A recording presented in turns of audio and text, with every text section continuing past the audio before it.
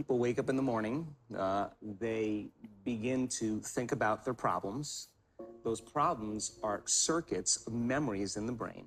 Each one of those memories are connected to people and things at certain times and places. And if the brain is a record of the past, the moment they start their day, they're already thinking in the past. Each one of those memories has an emotion.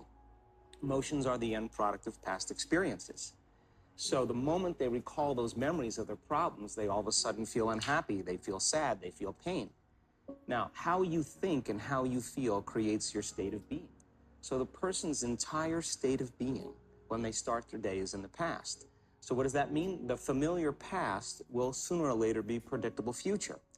So if you believe that your thoughts have something to do with your destiny, and you can't think greater than how you feel, or feelings have become the means of thinking, by very definition of emotions, you're thinking in the past. And for the most part, you're going to keep creating the same life.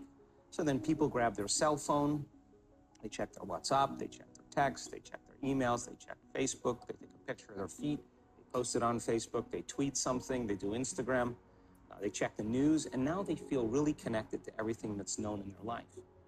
And then they go through a series of routine behaviors. They get out of bed on the same side, they go to the toilet, they get a cup of coffee, they take a shower, they get dressed, they drive to work the same way, they do the same things, they see the same people, they push the same emotional buttons, and that becomes the routine, and it becomes like a program.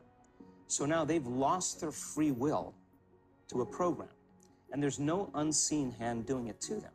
So when it comes time to change, the redundancy of that cycle becomes a subconscious program. So now 95% of who we are by the time we're 35 years old is a memorized set of behaviors, emotional reactions, unconscious habits, hardwired attitudes, beliefs, and perceptions that function like a computer program. So then a person can say with their 5% of their conscious mind, I want to be healthy, I want to be happy, I want to be free. But the body's on a whole different program. So then how do you begin to make those changes? Well, you have to get beyond the analytical mind, because what separates the conscious mind from the subconscious mind is the analytical mind. And that's where meditation comes in, because you can teach people through practice how to change their brainwaves, slow them down. And when they do that properly, they do enter the operating system where they can begin to make some really important changes. So most people then wait for crisis or trauma or disease or diagnosis. They wait for loss, some tragedy to make up their mind to change. And my message is, why wait? And you can learn and change in a state of pain and suffering, or you can learn and change in a state of joy and inspiration. I think right now, the cool thing is that people are waking up. Most people spend 70% of their life living in survival and living in stress. So they're always anticipating the worst case scenario based on a past experience. And they're literally, out of the infinite potentials in the quantum field, they're selecting the worst possible outcome, and they're beginning to emotionally embrace it with fear. And they're conditioning their body into a state of fear. Do that enough times, body has a panic attack without you. You can't even predict it because it's programmed subconsciously. So people become addicted to the rush of those emotions, and they use the problems and conditions in their life to reaffirm their limitation, so at least they can feel something. So now when it comes time to change, you say to the person, why are you this way? Well, every time they recall the event, they're producing the same chemistry in their brain and body as if the event is occurring, firing and wiring the same circuits and sending the same emotional signature to the body. Well, what's the relevance behind that? Well, your body is your unconscious mind. In a sense, if you're sitting down and you start thinking about some future worst-case scenario that you're conjuring up in your mind, and you begin to feel the emotion of that event, your body doesn't know the difference between the event that's taking place in your world, outer world, and what you're creating by emotion or thought alone. So most people then, they're constantly reaffirming their emotional states. So when it comes time to give up that emotion, they can say, I really want to do it, but really the body is stronger than the mind because it's been conditioned that way. So the servant now has become the master, and the person all of a sudden, once they step into that unknown, they'd rather feel guilt and suffering because at least they can predict it. Being in the unknown is a scary place for most people because the unknown is uncertain. People say to me, Well, I can't predict my future. I'm in the unknown, and I always say the best way to predict your future is to create it. Not from the known, but from the unknown. What thoughts do you want to fire and wire in your brain? What behaviors do you want to demonstrate in one day?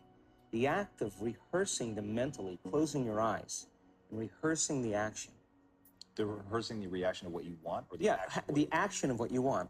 By closing your eyes and mentally rehearsing some action. If you're truly present, the brain does not know the difference between what you're imaging and what you're experiencing in 3D world. So then you begin to install the neurological hardware in your brain to look like the event has already occurred. Now, your brain is no longer a record of the past. Now it's a map to the future. And if you keep doing it, priming it that way, the hardware becomes a software program. And who knows, you just may start acting like a happy person. And then I think the hardest part is to teach our body emotionally what the future will feel like ahead of the actual experience. So what does that mean? You can't wait for your success to feel empowered. You can't wait for your wealth to feel abundant. You can't wait for your new relationship to feel love, or your healing to feel whole. I mean, that's the old model of reality, of cause and effect, waiting for something outside of us to change how we feel inside of us. And when we feel better inside of us, we pay attention to whoever or whatever caused it. But what that means then is that from the Newtonian world is that most people spend their whole life living in lack, waiting for something to change out there. What do you mean the Newtonian world? The Newtonian world is all about the predictable. It's all about predicting the future. But the quantum model of reality is about causing an effect. The moment you start feeling abundant and worthy, you are generating wealth. The moment you're empowered and feel it, you're beginning to step towards your success. The moment you start feeling whole, your healing begins. And when you love yourself and you love all of life, you'll create an equal. Now you're causing an effect. And I think that's the difference between living as a victim in your world, saying, I am this way because of this person or that thing or this experience. They made me think and feel this way.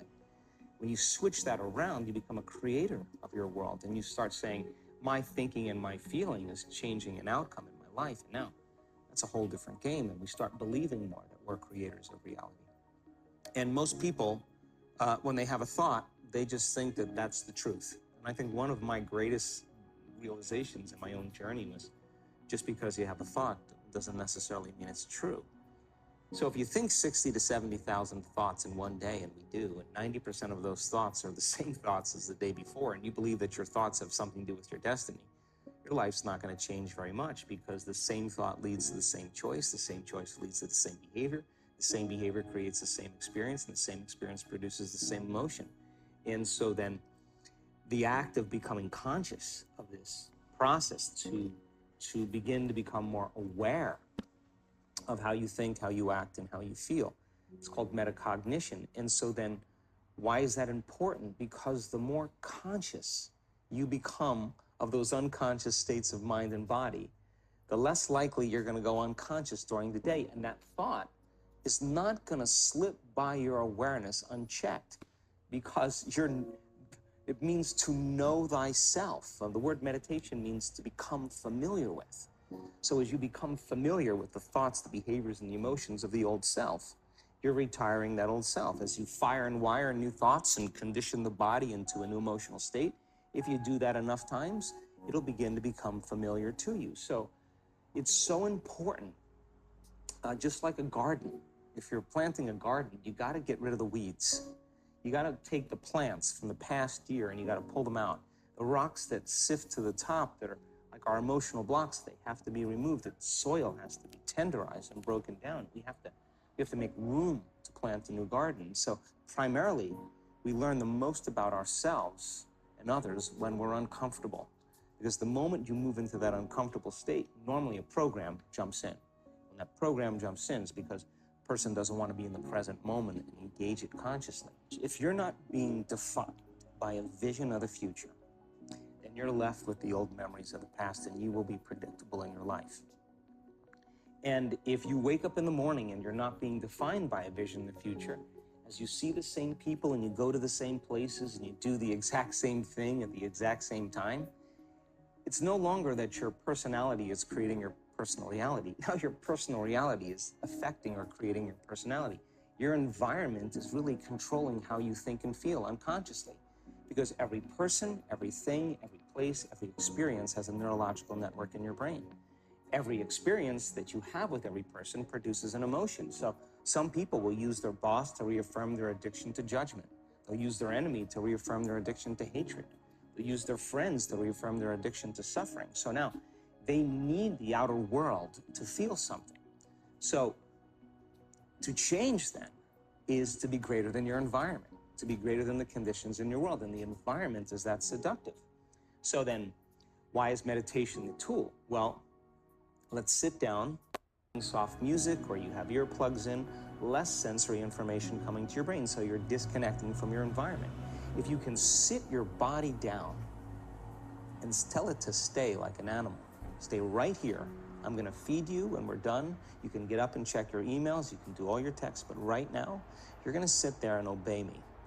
So then, when you do that properly, and you're not eating anything or smelling anything or tasting anything, you're not up experiencing and feeling anything, you would have to agree with me that you're being defined by a thought, right?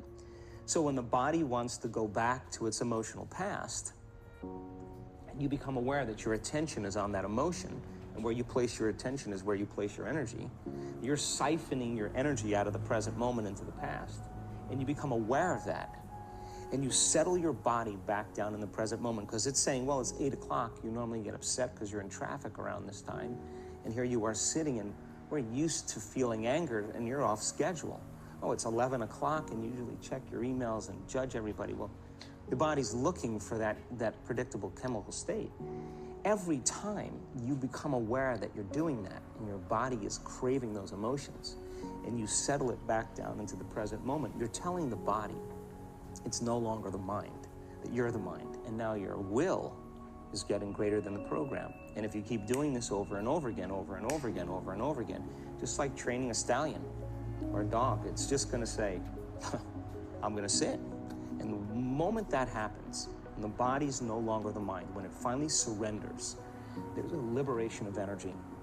We go from particle to wave, from matter to energy, and we free ourselves from the chains of those emotions that keep us in the familiar past. And we've seen this thousands of times. In fact, we can actually predict it now on a brain scan.